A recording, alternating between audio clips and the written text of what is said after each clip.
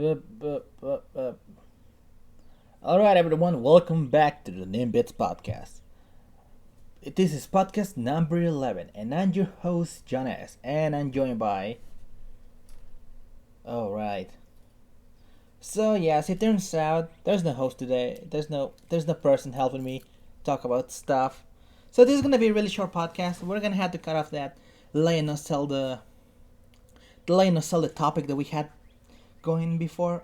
But we'll come back with that next week, hopefully. Eric had to go deal with some family issues, and well, I'm here to deliver the news up to this point today, which is Wednesday. Yes, Wednesday. I do have some games that I played before. Like, I finally finished Fire Emblem Awakening, and I believe I started playing another certain game. But I'll cut to that next week when Eric returns. For now, let's get into the news. So, Yoshi's Story is now out in the eShop. So, this is kind of a strange thing that Nintendo has. They're releasing games out of nowhere without telling us at all. We do have some releases on the website, but they don't really specify what they release. It's kind of a weird thing they have going. I don't know why. It would be neat to know when games are coming out so people are ready for it. Though I suppose they're really low key releases? I don't know. I don't know. We really don't know how Nintendo thinks. But that's it. You can get Yoshi's Story now. I believe it's around $7.99. So I guess it's pretty cheap. So you can go pick it up right now. Of course, this only applies to the US and stuff like that. Sorry if you got anyone from Europe thinking they could get it. Sorry. But I'm going to move to the next one, which is Monster Hunter Stories. We got a first look. You get a first look at one of those many Capcom showcases. Of course, this is Capcom from Japan, so it was all in Japanese, but you could see everything. I had to say that this game looks beautiful. Like, it's nothing like Monster Hunter in what we usually expect. This is looks more like a turn-based combat system RPG.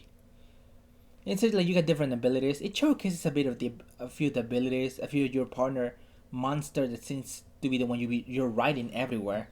But but regardless, just a beautiful looking game for the 3DS. You get a showcase of the city and other such places. Like, you get to talk to some NPC. You can find the video on Capcom's YouTube channel. Of course, it's the Japanese YouTube channel. And well, don't bother trying to comment. Japanese YouTube channels tend to turn off the comments, so you can always go talk about it online. So, it's a neat trailer, though it doesn't really pick much interest. I'm pretty sure it doesn't pick the interest of the most hardcore Monster Hunter fans, so well, maybe, who knows, they might enjoy it. But just keep in mind that this does not look very hands on. You gotta wait your turn before the monster attacks. So, we got Pokemon Go details. Quite a few, actually. The game's not near to be released yet, but so we found out that you can find Pokemon in specific places, like water Pokemon in lakes, ground type Pokemon, I suppose, in mountain areas. Of course, this is just my input, but they did say that Pokemon will be set in different areas, like depending which type they are, which makes sense. I'm pretty sure everyone thought of it, but these Pokemon can be caught using items. Like, you can get them from different locations, like from public places, monumental looking areas in your city. Well, you can get them from there, but you can likely just buy them, and I'm pretty sure that's where the microtransactions come in place. So, and as you keep going catching Pokemon, which it seems to be just you throwing a Pokeball, your level will increase though. I mean, you get access to more items and more Pokemon to catch. That's always good. And then catching many of the same Pokemon will allow you to evolve them. So yeah, it doesn't seem to be like battles will give you actual experience, at least not from the sense of this. But you can also get eggs from the stops where you get your items, which are actually called Pokets. Poket stops. There you go. You also get like achievement medals when you do certain things. Nothing was really specified. There also seems to be a competitive element. if you played Ingress, there's this thing with two sides fighting, and you have to capture certain areas. So it's kind of the same. Instead of two, it's three. You have to join a gym, so to speak. You get to take over certain landmarks, and you leave the Pokemon that you will use to defend against other gyms to go challenge it. This is something that's really cool. I always wanted to be able to become a trainer, like a gym trainer. I don't know. That would be kind of weird and interesting. I don't know. I'm just talking. That being said, it sounded a little better than I expected, especially after that beta footage that we talked about last week. You know, looking good. And now, not on the rumor section, the NX controllers was fake. Oh no! Actually, a lot of people are happy about this. No one liked that shape. I didn't particularly mind it, but here you go. It's fake. There's actually a video of the guy showcasing how he did it. Apparently, he 3D printed this controller.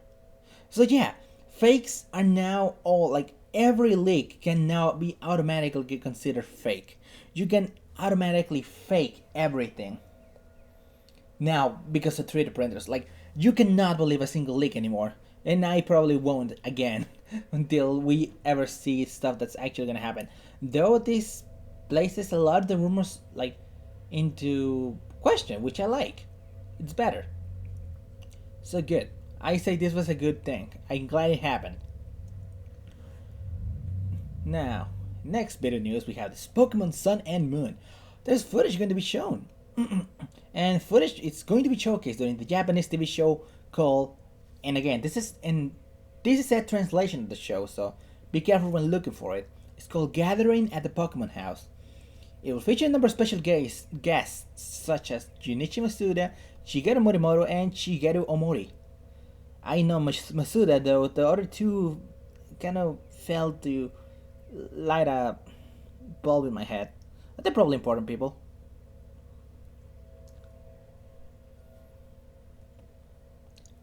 In another bit of news, we have Marin, or is it Marin? I don't know. The point is, this is the girl who appears in Link's Awakening.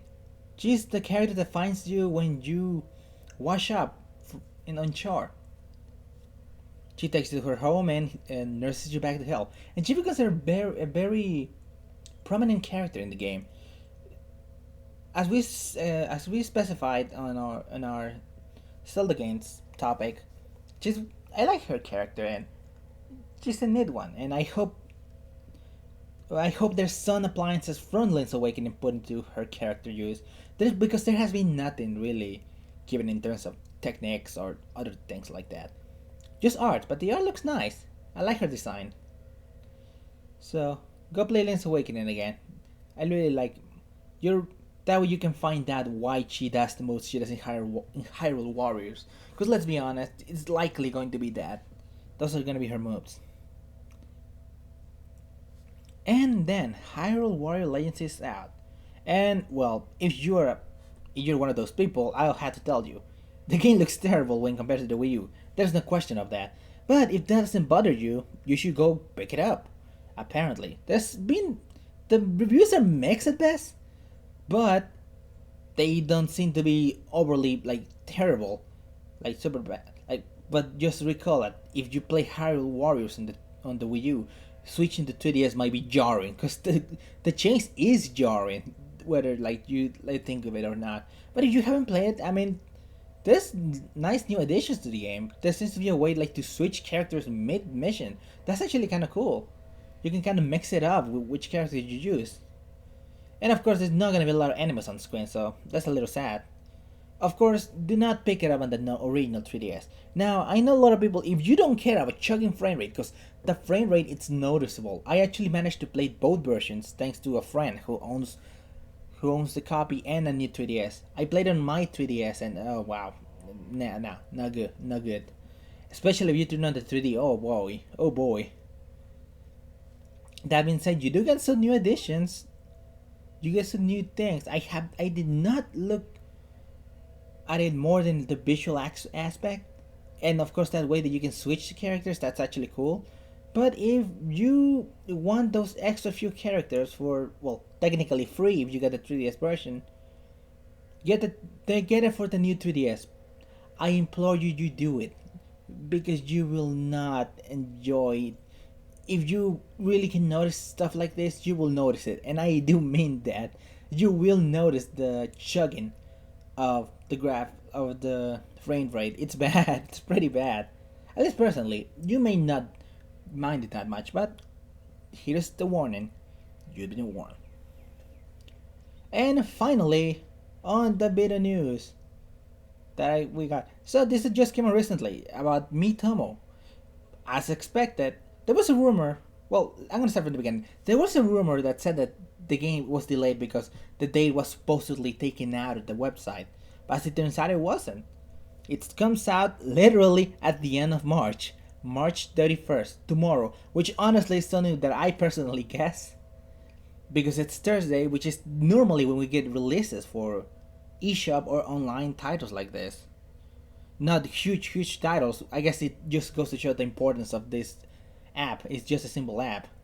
But we can finally try it out tomorrow. I'm actually looking forward to it. You only need to post some impressions later on once we get some good time with it. Hopefully it launches alongside my Nintendo. That'll be neat. I hope it does. Yeah, you can tell us what you think about it. I would love to hear about it. I'd love to hear your thoughts on it. I'll probably complain about it on my Twitter, which, by the way, is at Monado Johns. MONADOJOHNS. So you can find me there. Because the podcast is over. Oh man, it was such a short podcast. Sorry about that, but I really didn't have anyone to talk about these issues. I just gave you my thoughts, and hopefully you enjoyed what I said. So, we'll be back next week with the podcast and probably a different topic which relates to the Nintendo 3DS because I just realized the thing is 5 years old. So we're going to take a break of the Zelda topic, because because it's likely going to last for weeks. So we're gonna take a break and talk about 3DS Zelda games. So here's a little showcase of what's gonna happen. And I'm sure we'll have a lot to talk about in terms of Zelda, but that comes later. In any case, thanks for listening, and we'll see you guys next time.